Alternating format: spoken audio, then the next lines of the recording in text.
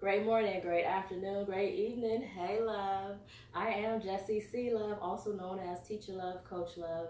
This is the Love Your Health, Love Your Life, Love Yourself education and information segment with love naturally. I'm not making any medical claims to cure, mitigate, diagnose, treat, or prevent any disease, health issue, or disease within the body. Consult your medical professional before you partake in anything that I present or you discontinue using anything that I present. Do your own due diligence. Today's segment is recorded and it's about possible benefits of stretches. I'm going to do some that I normally do now that I'm able to do so, and then a few that I found that I hadn't tried before. Go as far as you can go. So I'm going to let you know. They say that there's many benefits to stretching, doing it daily. There's advantages to it. The first one that I'm going to show you is called a standing forward bend. Some people have other names for it. When you do that, before I could only go as far as this.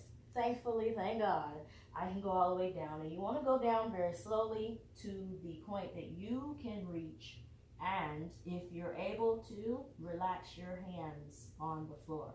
Or if you need to, grab your ankles. They say that this is supposed to benefit the hamstrings, your calves, your hips, strengthen the knees, and strengthen the thighs. For me, I noticed that there is a release in my spine because of the back issues that I experience. So I do this in order to pull on that. The further you can get your head to your legs, you will feel a bigger burn and stretch. Do not bounce with any of your stretches. You can also feel it in the glutes. The next one, I didn't know what it was, but I found it. It's called T.E.E.A.C.H.A, and I may be saying that improperly. Utkatasana. And they say it's used to help with the upper back, the hips, the groin, even the shoulders and the inner thighs, the quads as well. And what you do is, again, you go down slowly. I don't know why they want you to go with your knees over your ankles instead of behind, because most of us that are coaches, we know we don't want that. And then you put your hands together and you hold for as long as possible, breathing normally. That's another one. 3, there is a Malasana pose where they say it stretches the thighs, the groin, the hips, the ankles, and the torso. Me coaching and my student athletes, I used to have them do something similar to this, but we would go a little bit lower, so I'm going to transfer into that. It's almost, I would call it a frog, but this particular pose, you get down, you put your knees here, and they want you to put your hands together again. For my student athletes, what I would have them do is push on it, but we wouldn't put our hands together like that. We would just push on our knees. You feel that all in the inner groin area. I don't think I had one student athlete that had a groin injury because they always had to do it. Another pose, other than that one, was the ankle on the knee, and you pull slowly with your back. I do this one quite a bit because the sciatica, that muscle, that vein, whatever it is that's in your leg that goes from your butt down the back of your hamstring that can hurt, doing that helps with that pull as well as on the back. You lay down, you put your ankle on your knee. Some people grasp the behind the knee and pull forward. What you're going to feel with that stretch is not only in the glutes, you feel it, well, you may feel it in your hip as well as your groin. Some people like to bring their foot and grasp this way. If that's easier for you, then do that and breathe normally. You can switch. If you're able to do that, go as far as you can go with the pull. Sometimes I do variations. I may grab my knee if one of my arms or hands isn't loose for the day, and you'll still get that pull going between the hip, the butt, your hamstrings. And for me, I also feel it a little bit in my knee. All right. Another one. I don't know why I got up, but there's another one where you can, it's almost like you're cradling. This, for me, pulls on the hips, pulls on the lower back to stretch it out. My goodness. My hips are, both of them have been injured. Nevertheless, I do it to try to give me some fluidity as well as range of motion and to release the tension and tightness that my hips get. Woo.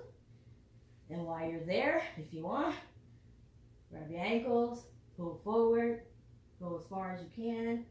There was a time where I used to be able to put my feet on the floor.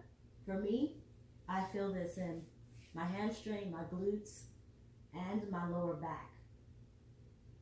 Kind of separates. Feels good for me. Whew. Another stretch. You have your seated groin stretch, putting your feet together. You can put your elbows on your knees to bend them down as much as possible. You want to sit up as tall as you can. Putting your feet together, you can bring them farther. If you lean, you will feel a stretch in the groin, definitely. But it's a beautiful stretch. A lot of people call this the butterfly stretch. Yeah, take advantage of it. There is the curled one that I did with my knees. They say that that also helps with your digestion.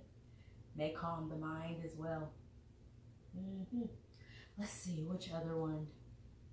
There is a bridge one that I am not going to try.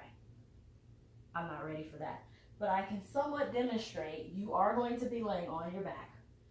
But what you do is you lift up your groin area to where only your shoulders are on the ground.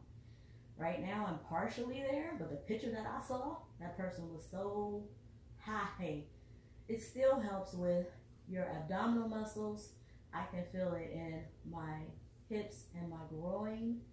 There's a little bit of glute action going there, and it can be relaxing. I'm just not able right now to go as high as they did. Still, a little bit is better than nothing at all. One other one that I'm going to show before I end this is where you are, let me see the easiest way to do this. There's one I usually do where you twist as if you can with your back. But there was one that I saw that I hadn't seen before. You want one leg with your foot on your thigh or hamstring, and then you grab the opposite foot so that you're kind of twisted. It's almost like the twisted one that I did earlier, except this one they say you feel it along the back here. You feel it also in your hip, and there's a little bit of a groin pull. All of the stretches, they say there's a possibility of increasing your range of motion, releasing tension, increasing oxygen levels, and possibly increasing the blood flow. Remember, check with your medical professional before you do anything that I present. I am a resource. I intend to be a resource. That's what my aim is. I got a nudge to share all of this information that I'm finding out because the world is my classroom and class is in session. Remember that the first wealth is your health. Take care of yourself. Monday, Wednesdays, and Fridays is when I do these right now. Till the next time, thank you for tuning in and watching. And if you possibly shared it, I appreciate that as well. Any comments that you have, I will go back and look at them. Woo, I'm a little windy, but it's wonderful. It's about wellness. Love you.